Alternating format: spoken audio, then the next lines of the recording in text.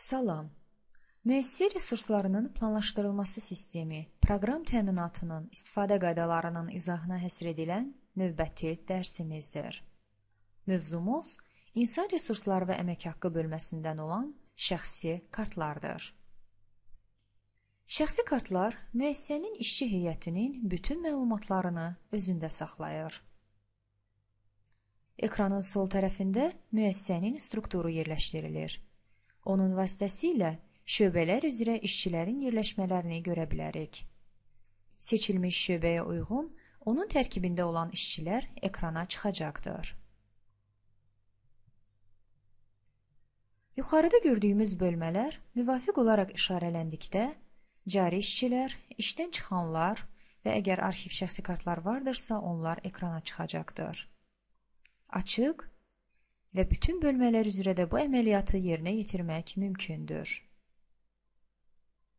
Yeni düyməsinin kliklənməsi ilə yeni işçinin sistemə əlavə olunması prosesi başlayır. Boş şəxsi kartda işçinin anket verilənləri pəncərəsi açılacaqdır.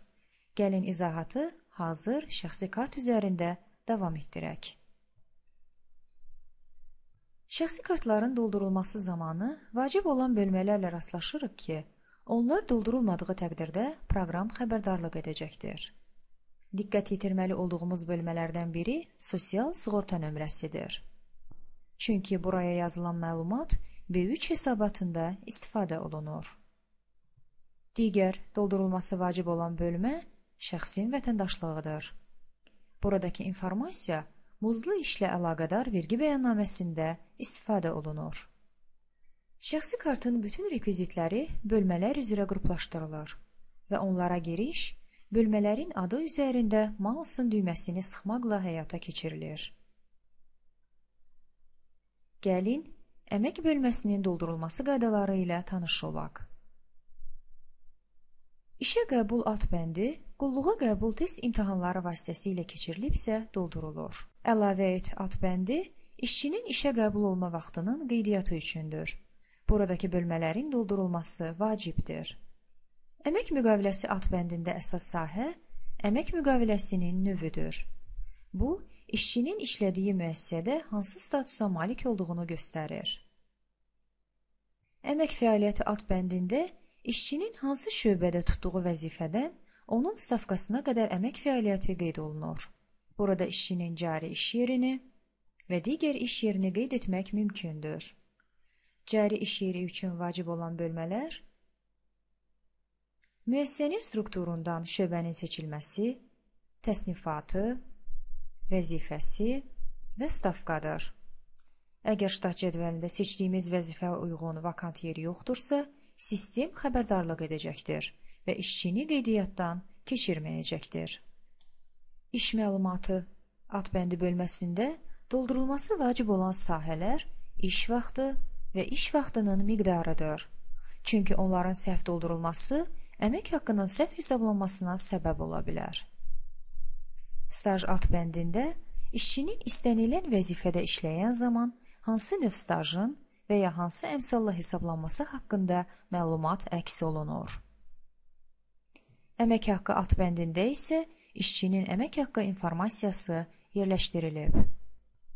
Əgər işçi işdən çıxıb və ya öz iş yerini dəyişibsə, o zaman çıxma, yer dəyişmə alt bəndindən istifadə olunur. Əgər işçi öz ərizəsinə əsasən ştatlar ixtisar olunduğuna, müəssisə ləğv edildiyinə və ya hər hansı başqa səbəbə görə işdən çıxıbsa, bu zaman müvafiq sahəyə həmin səbəb qeyd olunaraq OK düyməsi kliklənir.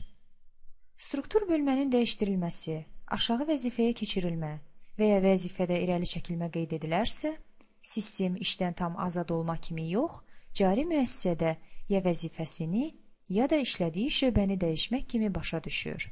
Bu zaman yer dəyişmə düyməsi kliklənir. Açılan pəncərədə yeni iş yeri seçilir. Yeni vəzifəsinə aid əmək haqqı və məzuniyyət dövrünə məlumatı daxil etmək lazımdır.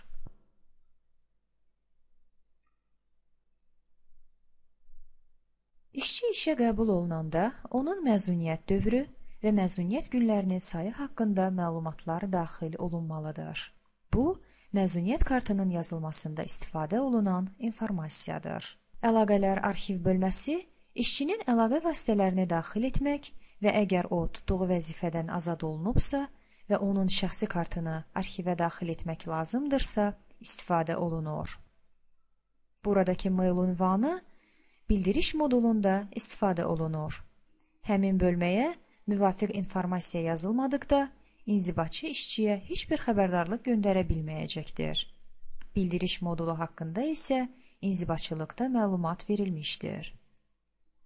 Şəxsi kartlarda yazılmış bütün informasiya, işçi iş yerini tərk etsə və ya vəzifəsini dəyişsə belə, onun əmək haqqı, məzuniyyət dövrü və s. bu kimi bölmələrdə dəyişikliyi arxiv şəklində özündə qeyd olunan dəyişmə tarixi ilə saxlayır. Bu isə kadrlar şöbəsinin istədiyi məlumatı nə vaxt yazmasından və ya dəyişiklik etməsindən asılı olmayaraq tapmasına imkan yaradır. Axtarış sahəsi haqqında gələn dərsimizdə məlumat verəcəyik. Diqqətinizə görə təşəkkür edirik.